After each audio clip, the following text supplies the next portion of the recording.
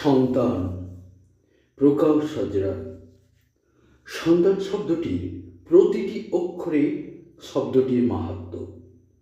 সন্তান মানে সন্তুষ্টি, সংসার জীবনের সন্তুষ্টি।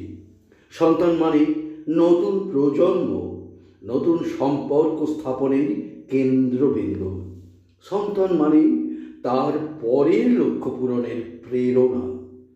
সন্তান মানে নতুন নতুন পরিকল্পনা। প্রেমের টানে যে সংসারের সূচনা, সন্তান আনে সেই জীবনে পূর্ণতা। দম্পতির দুটি সত্তার সেতুবন্ধন সন্তান। নতুন প্রজন্ম আনে খুশির জোয়ার, যা ছড়ায় আত্মীয়, প্রতিবেশী, বন্ধুত্বের পরিমণ্ডলে। এভাবেই শুরু হয় আর্থিক উন্নয়নের পরিকল্পনা। ভাবনার স্রোতে ভেসে আসে গৃহ সম্প্রসারণ, সন্তানের শিক্ষা, স্বাস্থ্য ইত্যাদি।